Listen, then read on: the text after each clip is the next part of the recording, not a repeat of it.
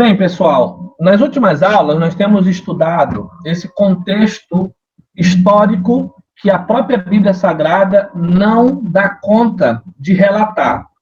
Quando eu falo não dá conta, é porque não houve necessariamente na construção do cânon interesse para que esse período entre Malaquias e Mateus houvesse registro. E uma das razões básicas é que depois do último profeta, que é Malaquias, Deus não se comunicou mais com a nação de Israel por meio de nenhum profeta.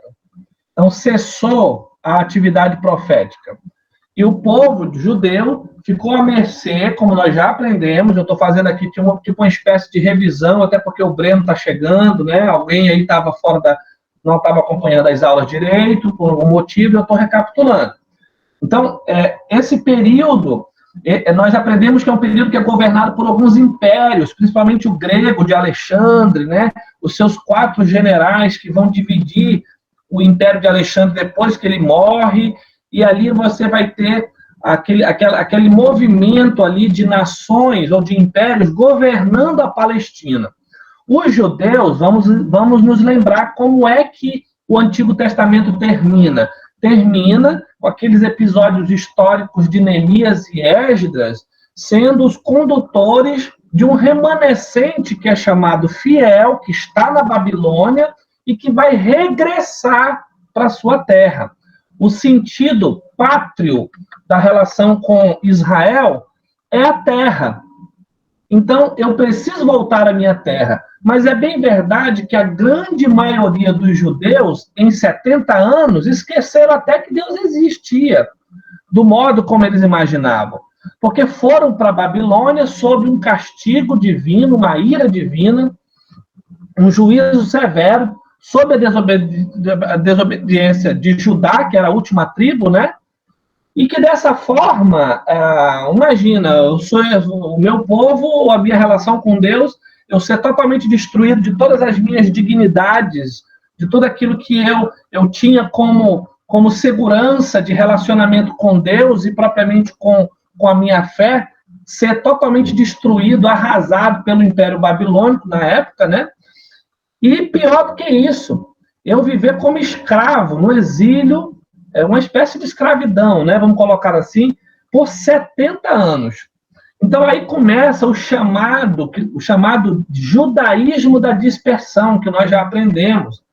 Quer dizer, esse povo que está na Babilônia vai se estabelecer por lá, vai fazer negócios, vai, enfim, se multiplicar, se misturar também, se espalhar, e pouca importância vai dar para esse caráter mais religioso.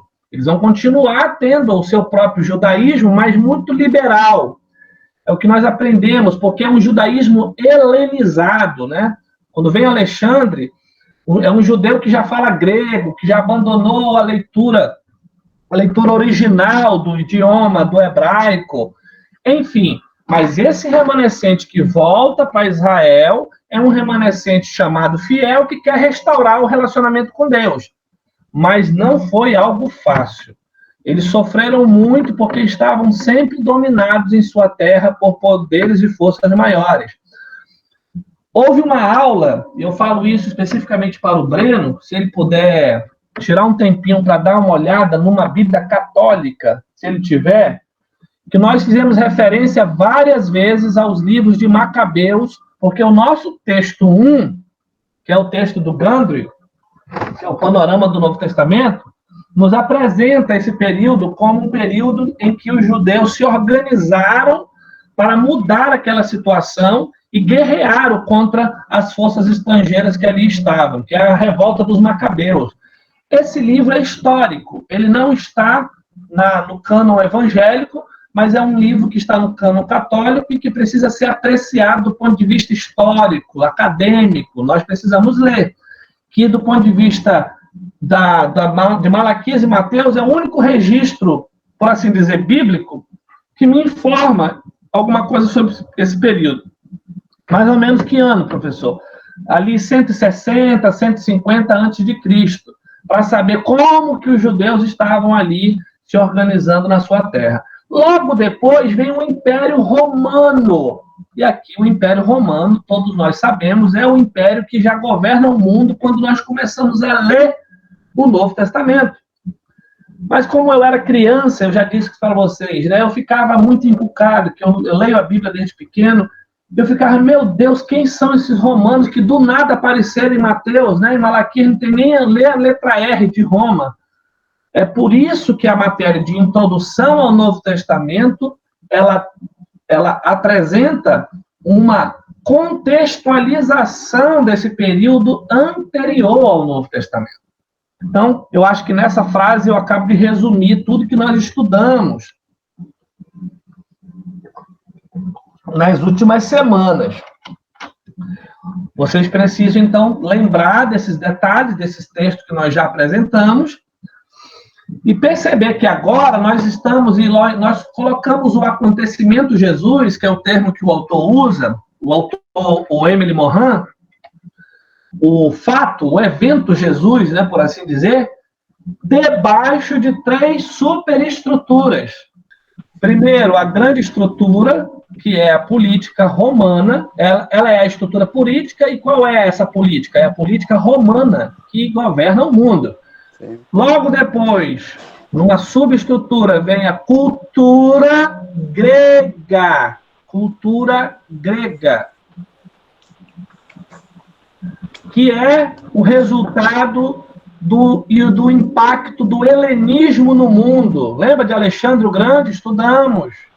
Que vai tornar o mundo inteiro grego. Né? As forças culturais da Grécia vão valer em todos os lugares, e Roma vai tomar proveito disso. E a última dimensão, ou estrutura menor e local, é a que você falou. Você falou religiosidade, né? A palavra correta é religião. Qual é a religião? Judaica. Judaica, né? Muito bem. Judaica. Se você entender isso como se fosse uma pirâmide ao contrário, você vai ver o fato Jesus debaixo delas, porque Jesus está localizado enquanto homem, limitado, carne e osso, abaixo dessas estruturas, governado por essas estruturas, se relacionando por essas estruturas. Mas quando ele cumpre, do ponto de vista teológico, o seu chamado, que é de vir à Terra, morrer pelos pecadores, e morrer na cruz do Calvário, e ressuscitar no terceiro dia, ele irrompe sobre essas estruturas e estabelece o seu reino para sempre. Essa é uma dica básica para mostrar para você que se o nome da nossa matéria é Introdução ao Novo Testamento, desculpa, o nome do nosso livro é Jesus e as estruturas do seu tempo, eu poderia dizer Breno e as estruturas do seu tempo, Amiraldo e as estruturas do seu tempo, Dorizete e as estruturas do seu tempo. Nós, enquanto cristãos, enquanto portadores de uma fé que é histórica, não podemos estar aquém ou indiferentes às mesmas estruturas que outrora Jesus lidou hoje. Nós não podemos estar indiferentes a ela, porque o modo como nós reagimos a elas, ou nós influenciamos sobre elas, ou transformamos sobre elas, demonstrará o avanço do reino de Deus. Mesmo que você e eu, e na relação com essas estruturas, que é religiosa, quer dizer, em primeira instância, cada um aqui tem um relacionamento com Deus, mas que está também sob a instituição religiosa que cada um congrega, cada um segue, cada um administra. Muitos de vocês são pastores, mas entendam que a própria denominação de vocês representa um nível estrutural de equacionamento da vida religiosa.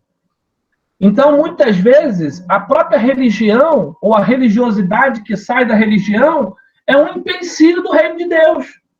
Não foi à toa que Jesus passou o seu ministério inteiro repreendendo aquela cambada toda.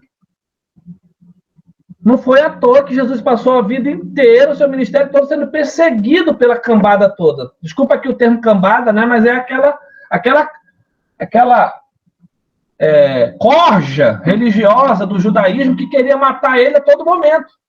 E só se contentou quando matou. Então, não nos enganemos. A relação de aplicação dessa disciplina na nossa vida é que nós estamos debaixo também da mesma relação religiosa. O modo como você interpreta isso, se você for muito inocente, bem, você já foi avisado pelo seu professor. Bendito e feliz é o pastor e a pastora que, sabendo disso, usa todos os recursos dessa dimensão para o bem do reino de Deus, não para o mal. Cultura grega. Nós vivemos um mundo hoje multicultural em que eu preciso assimilar o mundo que eu vivo, senão eu não me relaciono com ninguém. Senão eu não consigo criar pontes estratégicas de diálogo, de interconexão com um mundo que não tem Deus. Se o apóstolo Paulo chegasse lá em Atenas, nas ruas de Atenas, no capítulo 17 de Atos, e saísse dando chute em todos os postes que ele via, ele ia morrer naquele dia lá.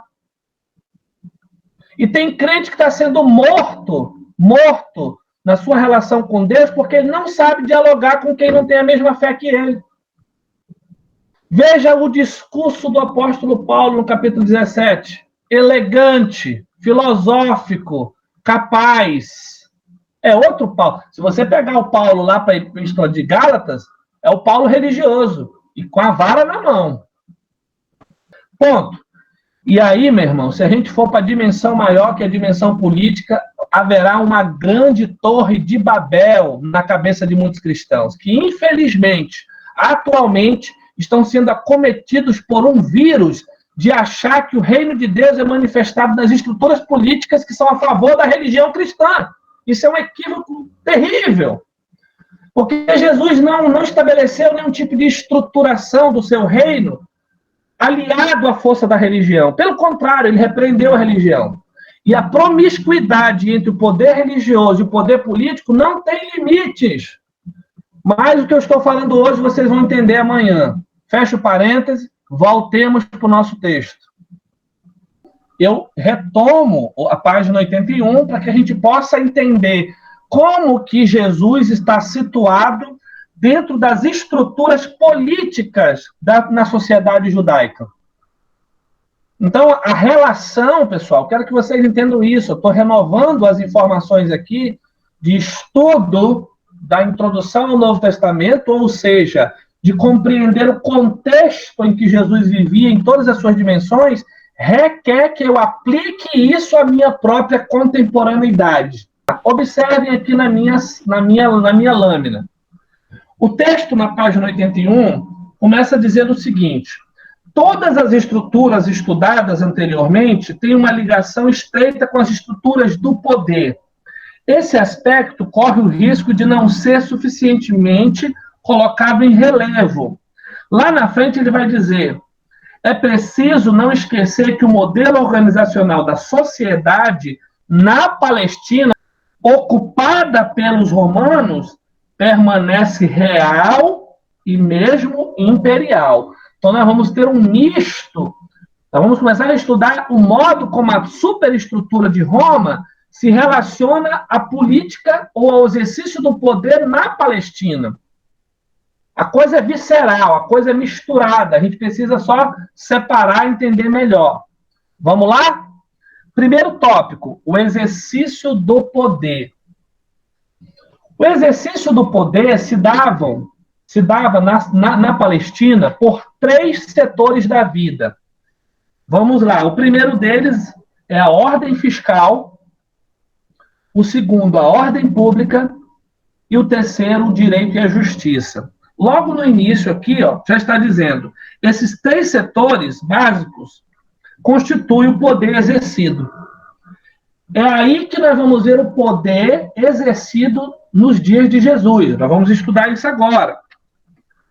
O primeiro setor da vida é a ordem fiscal. Quando você ouve a palavra tesouro, trazei todos os dízimos à casa do tesouro. Esse termo casa do tesouro possui uma implicação histórica e, inclusive, fiscal do ponto de vista do Estado. Basta lembrar que lá em Israel, essa noção de casa do tesouro significa casa da moeda mesmo do país. Não há separação entre religião e Estado, vamos lembrar disso.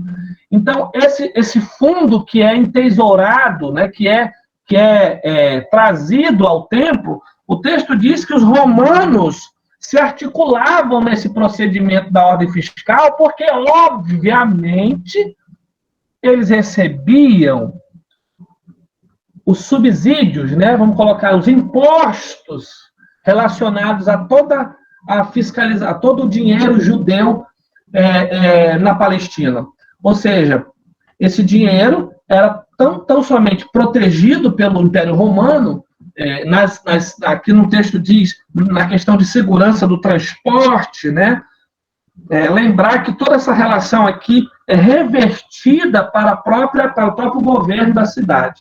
Cuidar com a limpeza, o calçamento. Então, você percebe uma relação direta do poder romano, inclusive mais à frente você vai ler que esse dinheiro que ia para o templo de Jerusalém também vem do mundo inteiro, não é só de quem está lá. Toda você pode fazer uma comparação aqui com aquelas empresas de transporte, né? Que tem os seus carros fortes. Então, tu imagina que o Império Romano dava sustentação à proteção desse dinheiro para que chegasse ao tesouro do templo e, dessa forma, ele também fosse beneficiado, porque era um império governante e dele tirava todos.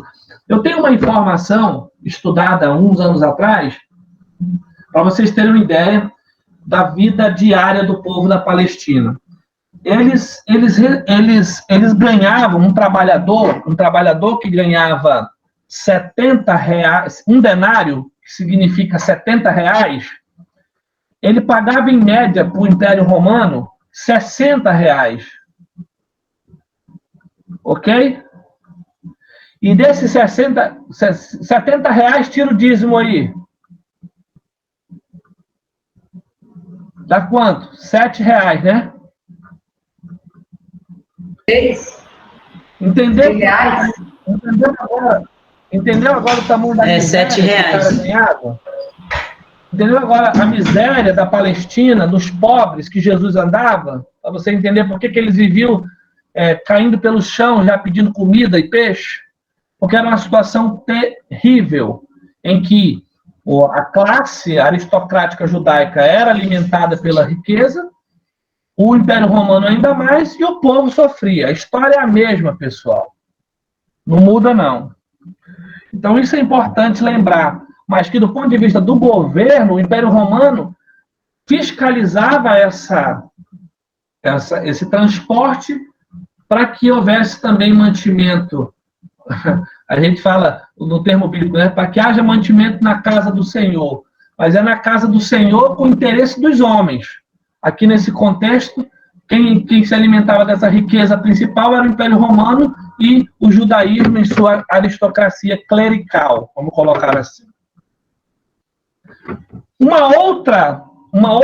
outro setor da vida que o Império Romano também se relacionava com os judeus é a da ordem pública, que eu acabei anunciando aqui alguma coisa sobre a proteção, né? Enfim, a segurança do Império. Quando você lê assim, a ordem pública era assegurada internamente pelos romanos, os soldados romanos, eles estavam constantemente policiando a ordem pública nas nações ou povos que eles conquistavam.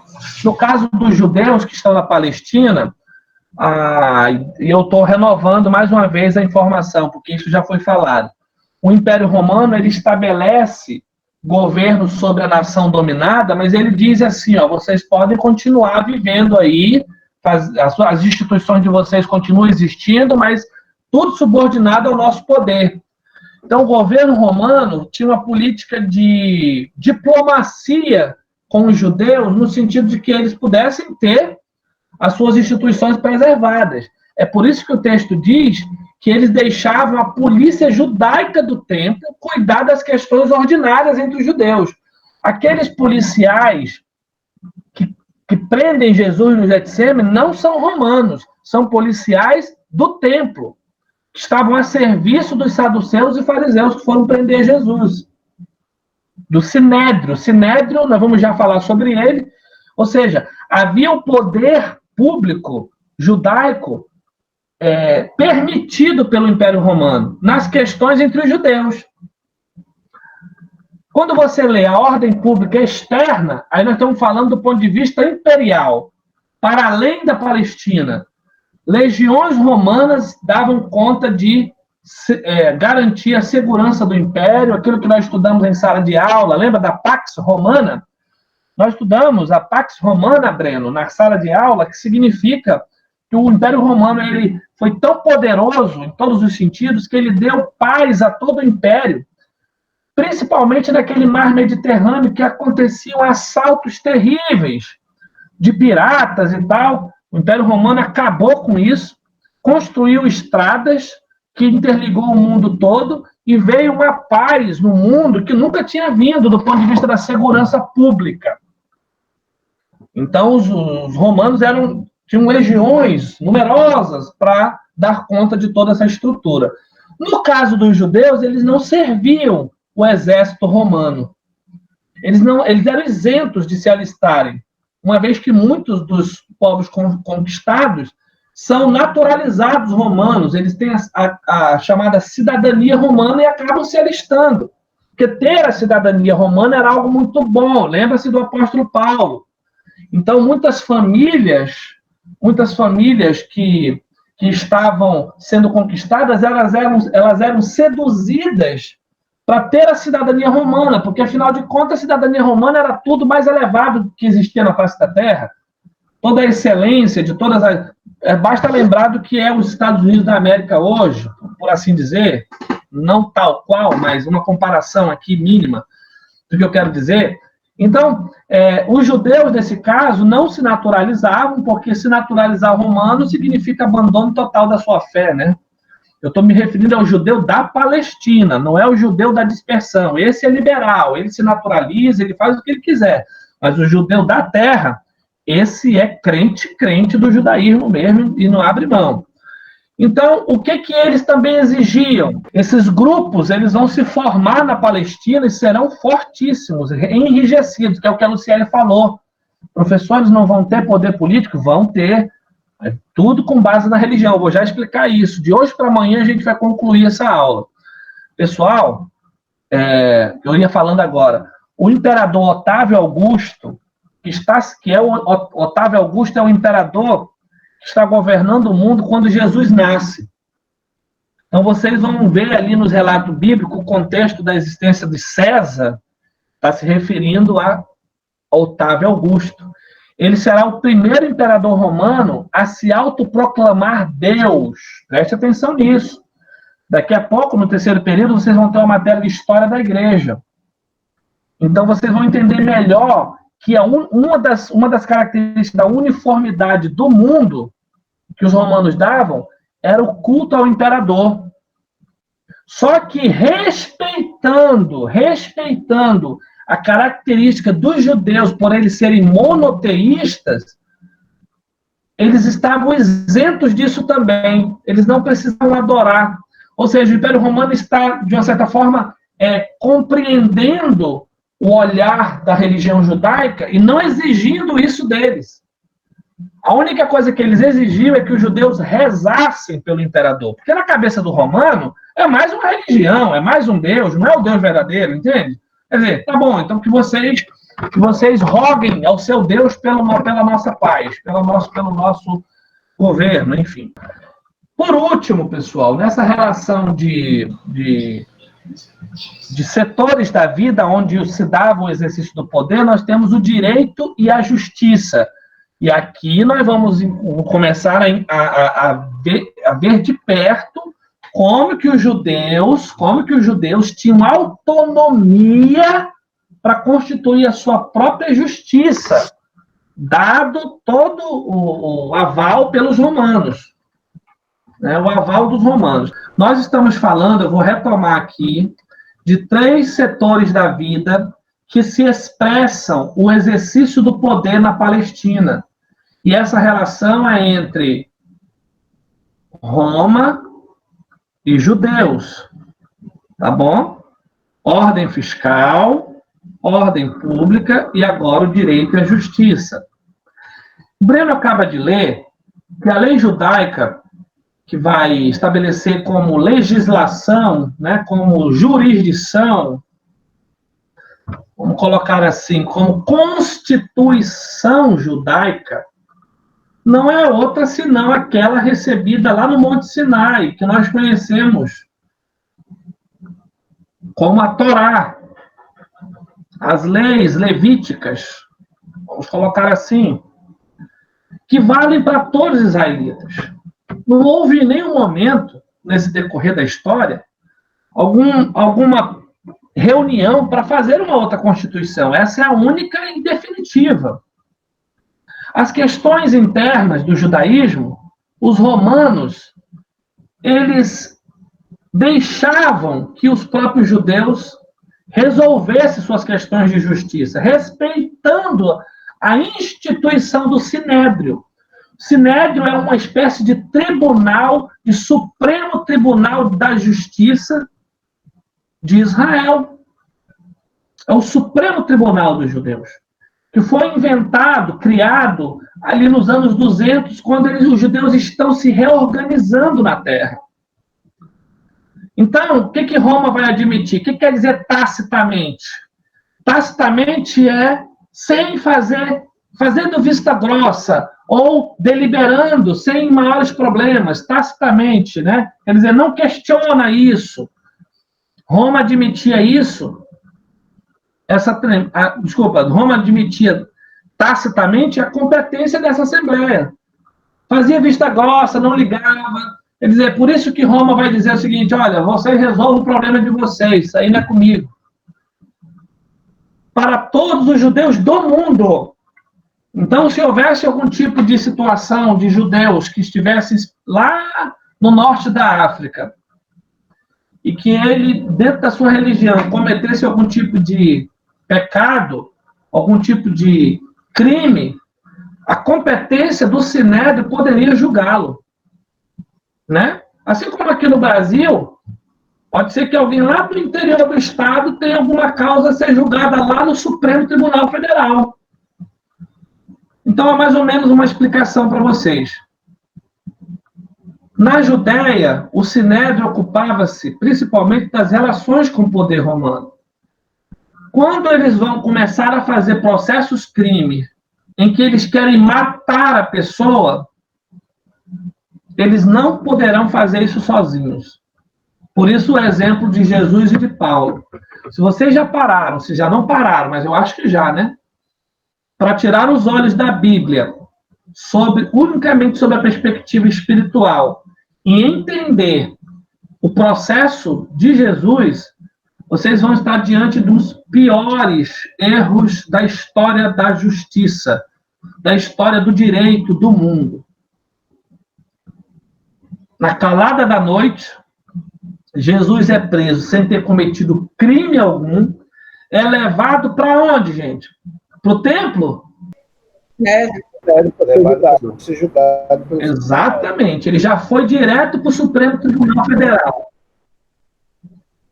Sem ter cometido crime algum. Tentaram, de todas as maneiras, trazer testemunhas para que ele pudesse ser preso, torturado e morto, e as próprias testemunhas se contradiziam, a ponto de que o Caifás faz a pergunta se ele era o Filho de Deus, e Jesus responde simples assim: eu sou. E aí o sumo sacerdote rasga as vestes e falou: chega, blasfêmia! Aquela explosão de religiosidade falsa, de um zelo hipócrita, porque queria alguma coisa para prender Jesus. Só que eles não queriam prender, eles não queriam castigar, eles não queriam aplicar uma multa, como eles poderiam fazer. Aí o texto diz que eles encarceravam as pessoas, eles tinham polícia no tempo. Eles excluíam os criminosos, poderiam excluir Jesus, por exemplo, banir Jesus de lá. Eles queriam o que com Jesus? Matar Jesus.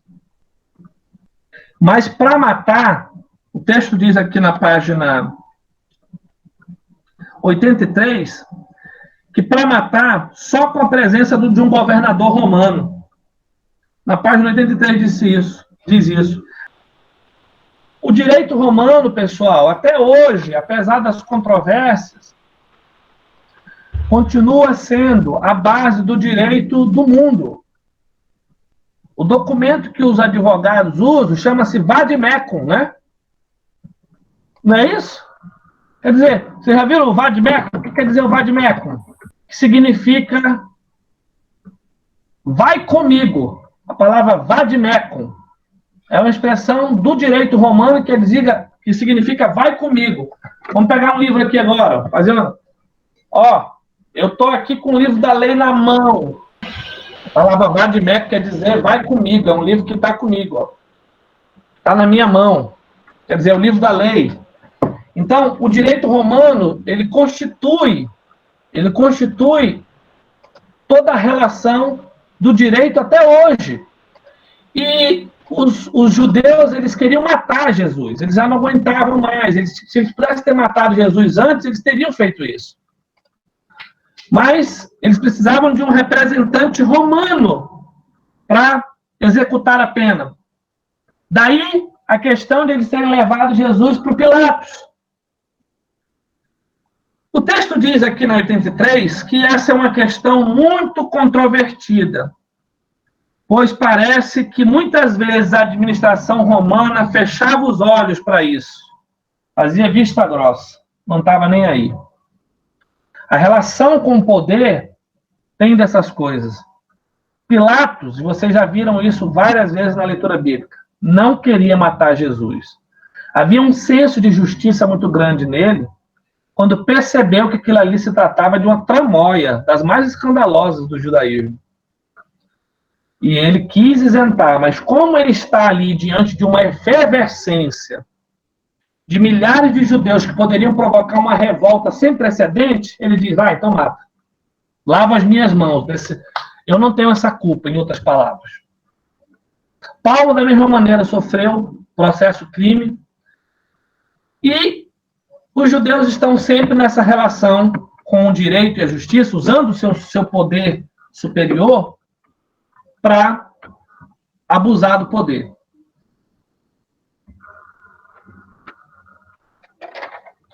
Na página 84, nós temos um outro tópico. Nós vamos sair agora.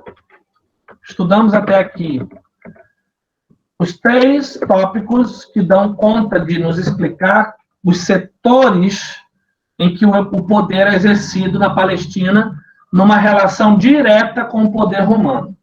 Certo?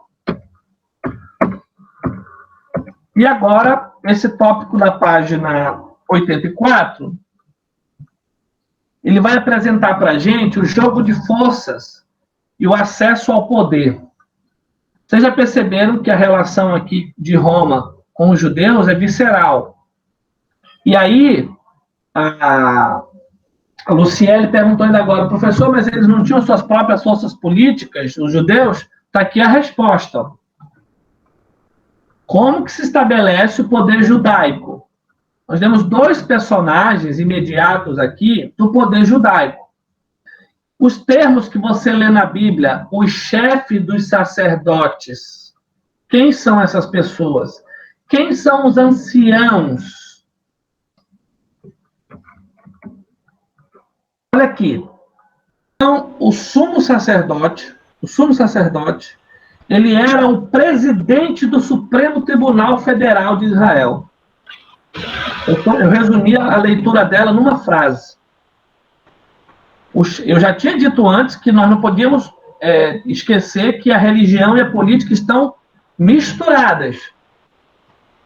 É como se você pudesse lembrar hoje do Ayatollah lá no Irã.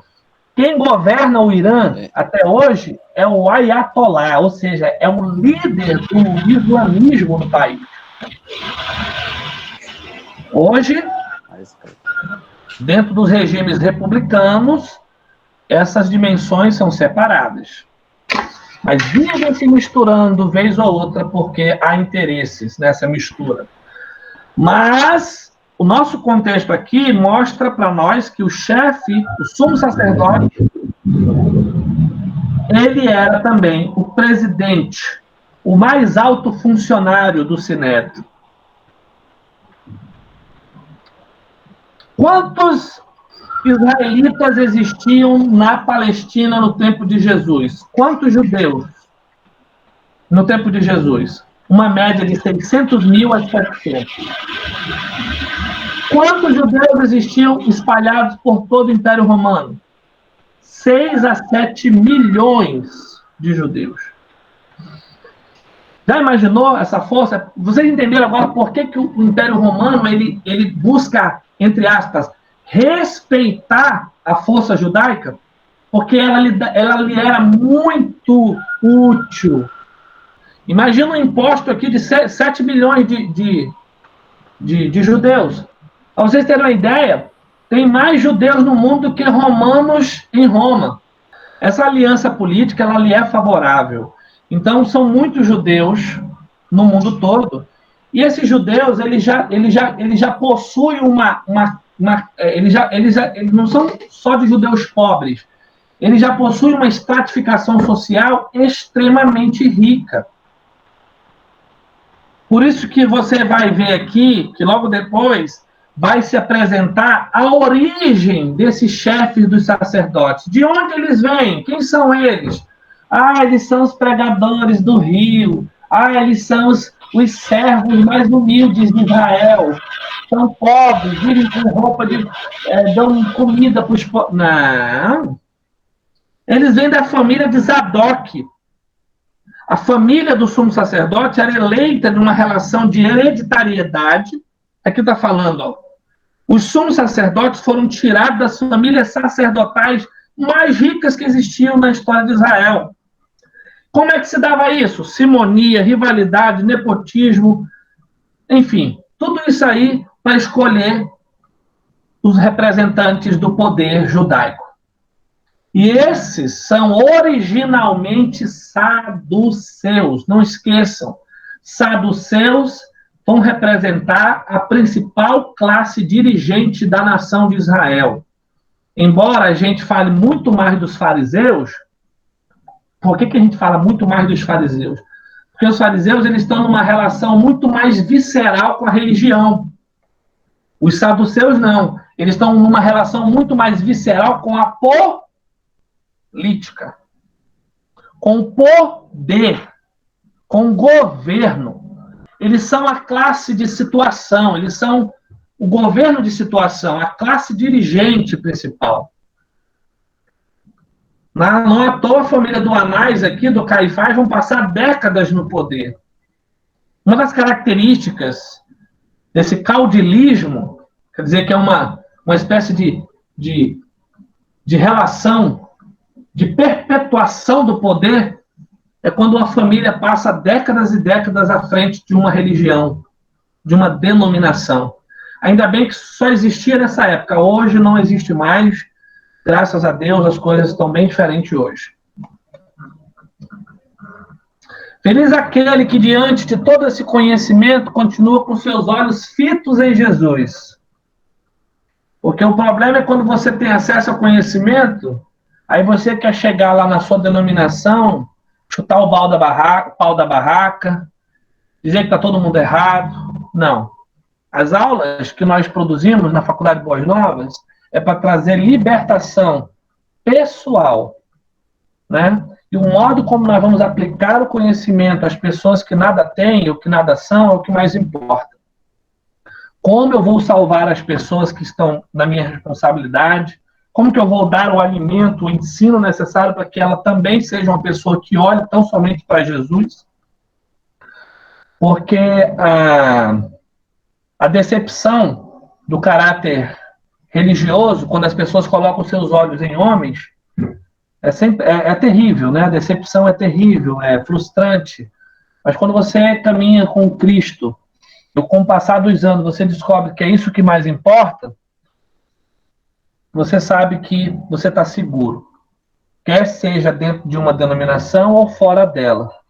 Nós não podemos aqui equacionar a vida verdadeira com Jesus apenas com aqueles que estão denominacionalmente congregados, né? Isso é um erro que nós cometemos, mas que Deus julga a todos. Depois dessa leve reflexão, voltemos ao texto. A família de Caifás, eles ocuparam o poder por décadas.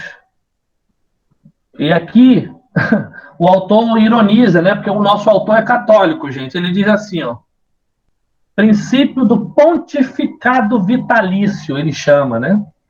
Que isso vai mudar, mas depois de muito tempo. Aí ele ironiza, ele diz o seguinte, Deus governava, porém de muito longe essa teocracia. Entenderam a ironia? Gente, o que tem de gente hoje usando o nome de Deus para legitimar o que está acontecendo no Brasil, meu Deus. Deus não tem nada a ver com isso, nada a ver com isso. A pessoa conseguiu colocar, projetar na cabeça dela, por meio de uma série de leituras superficiais, falaciosas e fakeadas, que é Deus que fez isso, Deus elegeu esse aqui, Deus... Não. Esquece isso, está aqui. Isso não é de hoje. Estude história para você aprender um pouco. Estude história. Saia desse senso comum burro, que infelizmente está dentro da igreja falando essas besteiras. Usando o púlpito para defender os seus próprios interesses políticos e partidários. Em nome de Deus, envernizando tudo como se Deus estivesse no assunto. Não. Nossas aulas, elas têm esse componente profético também de denúncia. Denúncia ao que está errado hoje na nossa sociedade, naquilo que se diz igreja. Pode ter certeza, Deus que é usado por essas pessoas, o nome de Deus que é usado por essas pessoas, não governa nada disso. Quem governa são eles, são pessoas que utilizam do nome de Deus. Deus governa a sua igreja, Deus governa seu povo, Deus governa os corações que estão diante dele diariamente, Deus governa aqueles que vão salvar pessoas, Deus governa aqueles que vão transformar. Deus não governa estrutura. Quando Jesus esteve diante de Pilatos, o governante romano, autorizado para matá-lo, ele quis salvar Jesus numa espécie de negociação, de uma negociata política, Breno. Quando ele diz assim, ei, tu não percebe que tu estás nas minhas mãos? Tu não percebe que eu tenho poder para te libertar desses caras que querem te matar? É possível que Pilatos estivesse convidando Jesus para uma antessala, para uma conversa política, administrativa. Quem sabe botar Jesus em uma outra província, governando algum lugar. O diabo já tinha apresentado todos os reinos desse mundo para Jesus no capítulo 4 de Mateus. Mas no último dia, a hora decisiva da nossa salvação eterna, o Pilatos vem com esse trocadilho com Jesus. E Jesus responde o quê, Breno? Ei, tu não terias poder sobre mim se do céu não te fosse te dado esse poder.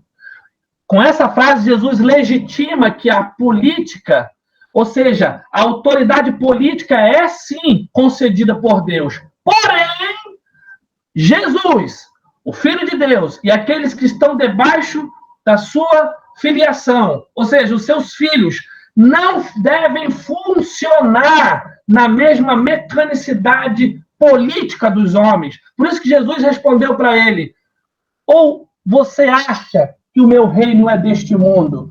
Que se fosse, em outras palavras, se eu fosse agir nessa mesma politicagem tua, você não acha que eu chamaria legiões nesse momento para acabar com tudo aqui?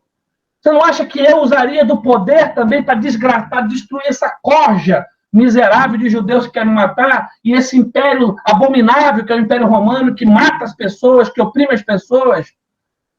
Ei, meu reino não é desse mundo. A minha mecanicidade não é essa. Ali naquele momento, Jesus separa toda a relação de reino que é fundado em poder humano para um poder que está dentro dos corações dos homens. Eu vou fazer apelo no final dessa aula, viu?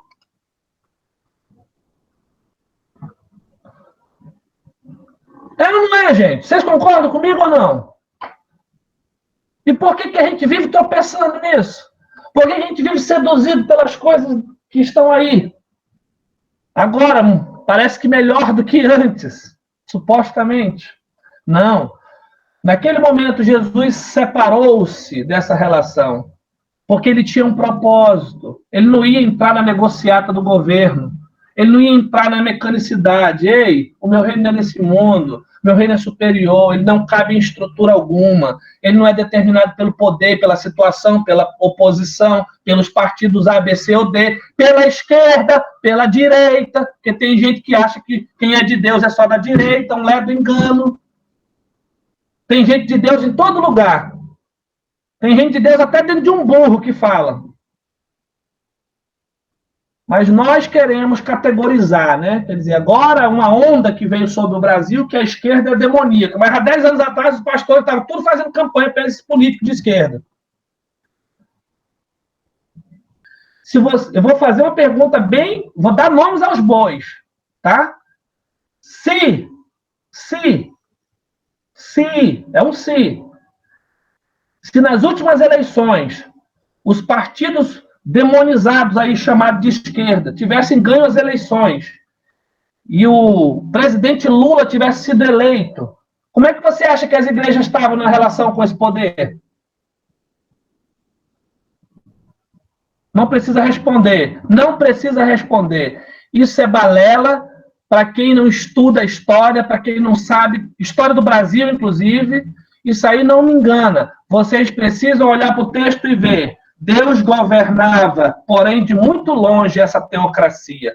Deus não tinha nada a ver com aquilo, mas os homens usavam o emblema de Deus e faziam com que as pessoas acreditassem. Quer dizer, um pobre é pobre porque Deus quis assim. Aceite a sua condição. Era isso que eles diziam. Quanto que o reino de Deus vem dizer, toca nele, toca nas necessidades dele, transforma ele. Ao invés de você ficar orando alto, aparecendo, vai lá. Por isso que Jesus é sensacional. Quando ele usa aquela parábola do samaritano, ele pega alguém terrivelmente, sabe assim, da consciência do judeu, o pior tipo de gente. Ele pega logo o samaritano para dizer, foi ele que fez o bem, mas o sacerdote e o levita passou e não fez nada. Por quê? Porque Jesus estava confrontando aqueles que supunham ser de Deus, com os emblemas de Deus, mas não eram de Deus. Então, essa é uma questão que precisa ser colocada aqui. Essa formação do poder judaico, cheio de emblemas, usava o nome de Deus para legitimar tudo. Eles tinham os maiores chefes, eles tinham os anciãos, que eram pessoas maduras e retiradas das próprias famílias aristocráticas. O que é aristocracia aqui? Aristocracia é governo de poucos.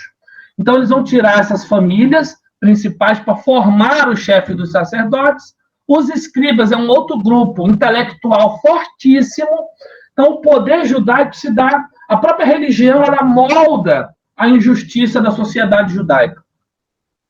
Porque o povo estava ali entregue, não apenas ao maligno, mas ao poder romano e ao poder da religião judaica que oprimia também. É nesse cenário, é por isso que eu queria que vocês entendessem, retomassem o início da aula, que eu falei que Jesus estava sob essas estruturas e ele irrompe sobre elas, destruindo, aqui do ponto de vista espiritual, todos os poderes que essas estruturas poderiam ter sobre o homem, sobre a mulher. Por isso que ele, na cruz do Calvário, isso que eu brinquei ainda agorinha, né? Quer dizer, é capaz que muitos de nós aqui acabamos na cruz. Falar o que eu estou falando aqui não é fácil, não. Eu tenho buscado ler, nos últimos 10 anos, muito sobre política e religião.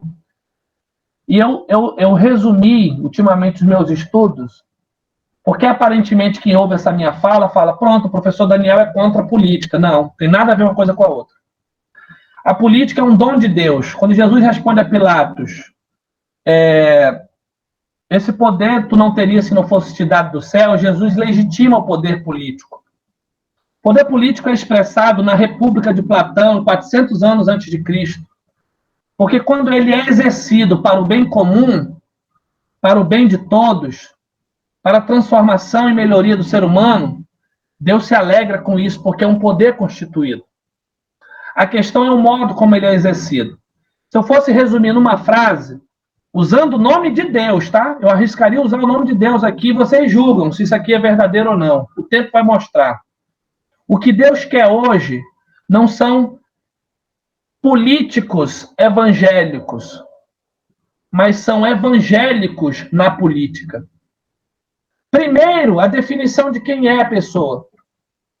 Eu tenho certeza que tem pessoas que foram chamadas, vocacionadas para a administração pública, para fazerem bons serviços, para tocarem nas dimensões mais profundas da escala política, econômica, social, cultural e mudarem situações profundas da condição humana. Aí, se você quiser entender melhor essa relação, onde é que nós temos os exemplos na história em que houve, professor, evangélicos na política? É quando eles não se corrompem, é quando eles são sal e luz lá para transformar o sistema, quando eles não usam da mecanicidade partidária para fazer o que todo mundo faz.